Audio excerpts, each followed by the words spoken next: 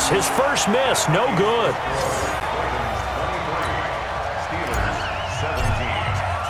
So with the missed PAT in his rearview mirror, he goes back out to kick this one off.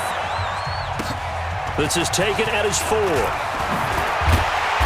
And he'll take this across the 25, a couple extra yards, up to the 27-yard line.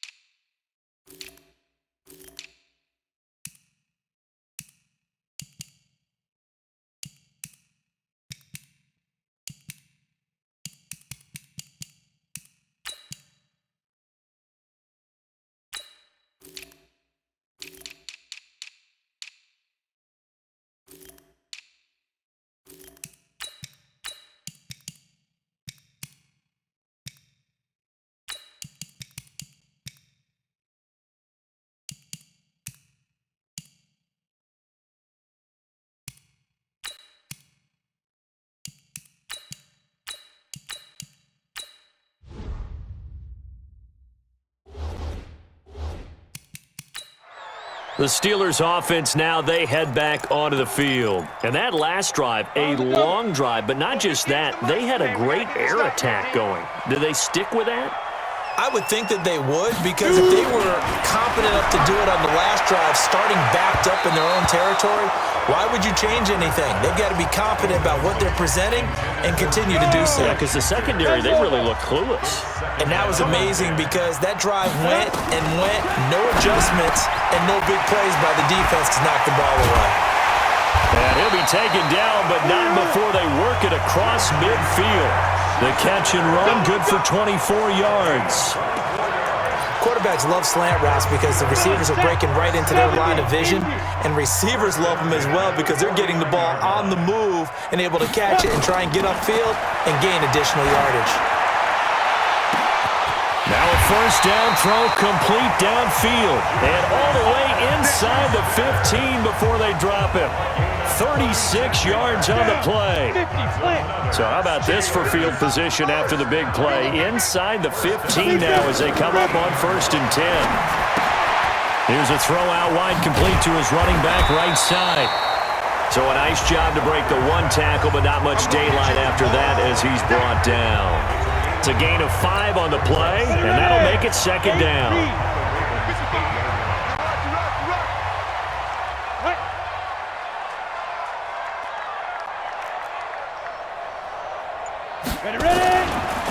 Now a handoff here to his running back. And he's able to get it down to the 2-yard line. That play gets them 6 yards and sets them up with a 1st and goal. They come up on a 1st and goal and most likely 4-down territory as they need a touchdown and a PAT for the lead. Now a throw to the end zone on 1st down, but it winds up incomplete. 2nd and goal, and they will try again from the 2-yard line. Back to throw. Proctor. And caught in the end zone. Touchdown, Steelers. A 2-yard touchdown grab. And now they can recapture the lead if they can make the PAT. And he is a reliable target. They like to get him involved. They got him involved there for the score. And they should. He's a very good player. Remember, they can use him in certain positions, so many different spots, and he usually comes through for them. So this drive spans 7 plays, and it ends with the Steelers finding the end zone. This is fielded at the goal line. And he'll take it back to about the 19-yard line.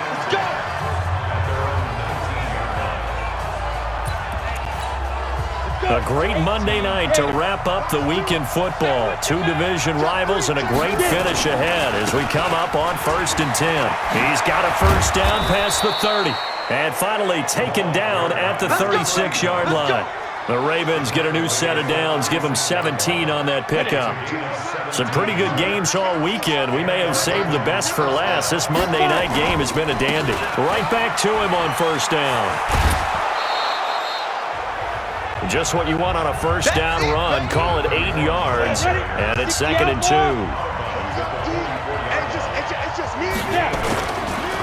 And to give this time to the tailback. And now look at this. Big gain, but a fumble. And it's picked up by the Steelers.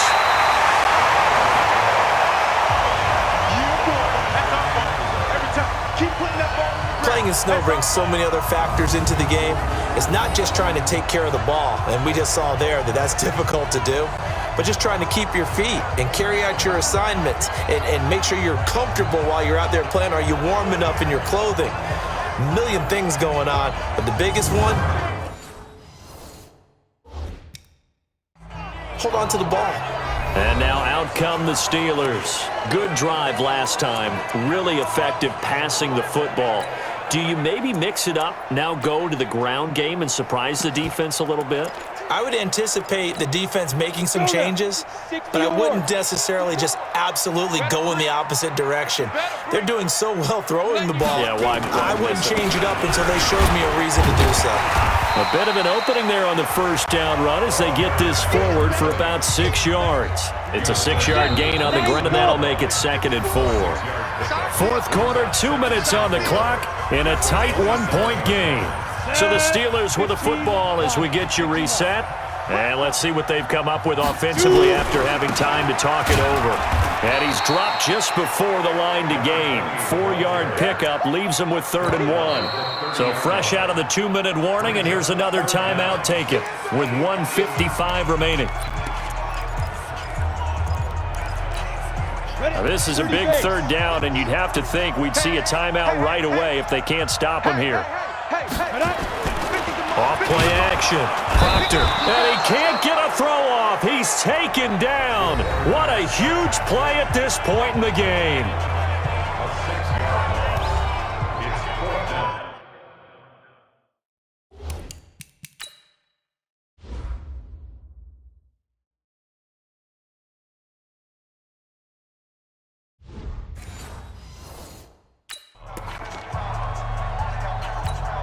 The Steelers send out their punter now, as he'll punt it away for the 2nd time.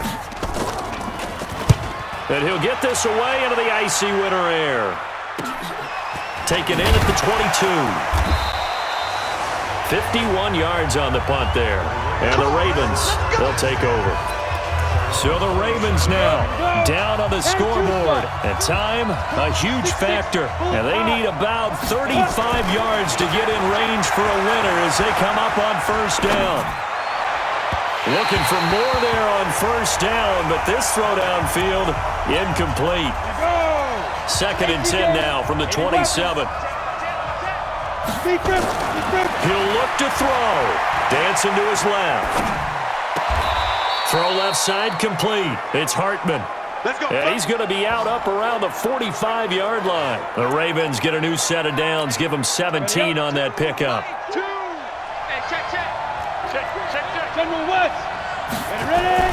Back to throw. Being chased out left. Now he'll pull it down. And he gets this to the other side of midfield across the 45 before going out. Nothing open downfield. He keeps it himself for 11 and a first down.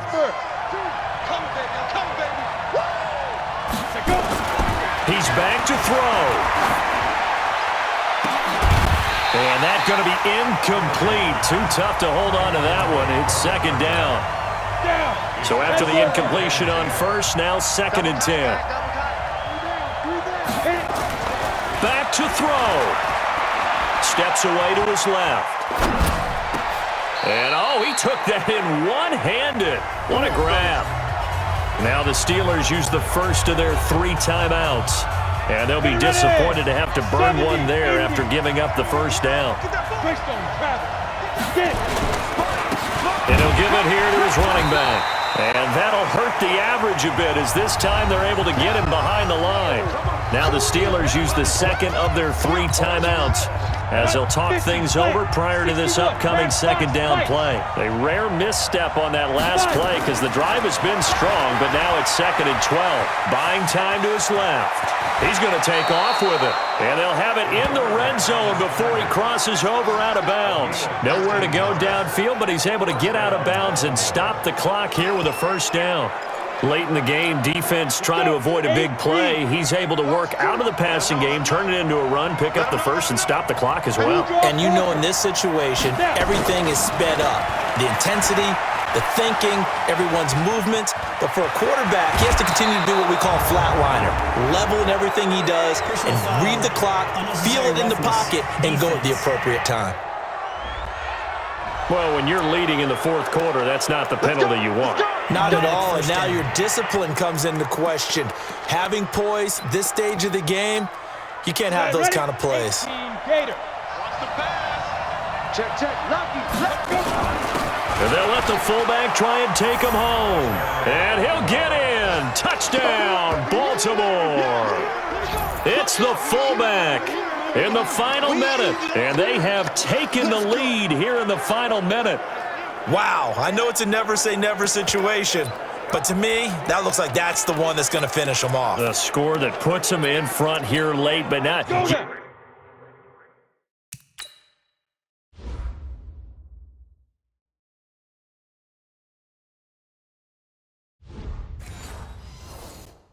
Got to rally your kick team, don't you, and say the last thing we need is a big return. And what happens is guys get overeager, get out of their lane because they're so excited they want to make the last tackle.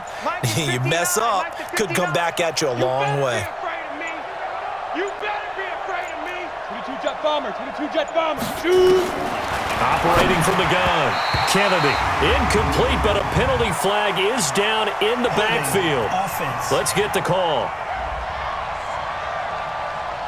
And they will elect to decline the penalty. Everything turned out the way they wanted it to. No sense in even having to take that one, hence the decline. This is taken at his 4. And he'll take this across the 25, couple extra yards up to the 27-yard line. And Pittsburgh getting set to take the field. They're down here in a 1-score game, but the time, it's a factor, but it's not a huge factor right now, is it? It's really not, because this amount of time gives them a chance to run their offense, to go through play sequences. And this is what they work on every week in practice, usually on a Friday. They go over this type of a situation, late game situation. What are we going to do when we have the opportunity? They've called these plays a bunch of times. Now's their chance to execute them. Well, they have the opportunity now. Here's the execution. It's a loss of 10 yards on the play. They're backed up here with a 1st and 20 now after the holding penalty. Quick hitter here, it's complete. Let's go, get set. 5 yards on the pickup, and it'll be a 2nd and long. They'll look to throw. This is where you learn a lot about rookie quarterbacks. How can they run that 2-minute drill? We're about to find out. Yeah, and for them, it's not just proving it to guys like you and me watching the game and trying to beat a defense. It's proving it to their teammates that they can have the confidence in them when they line up in these situations. Throwing on 1st down. Proctor.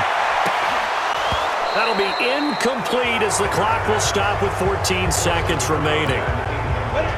After the incomplete pass, here now is 2nd and 10. Throwing again. Proctor.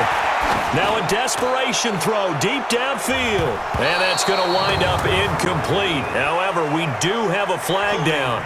Let's check in with our referee. Well, your QB's been sacked 4 times in the game already, and they're the holding call. And you know darn well the offensive line coach is frustrated and upset that he's been hit that many times already. He doesn't really care that they hold now. Just don't let him get hit anymore. They had the catch on 2nd down, but it didn't help at all, and now they're looking at 3rd down here. Well, going into the final play of this game, they knew that they needed some type of a miracle there at the very end, but they couldn't get it done. However, we were treated to really a spectacular affair. Even though they didn't finish it off, you're exactly right. They took us down to the last play. We're still You were wondering, could it happen? Possibly, even though we both knew it was a long shot.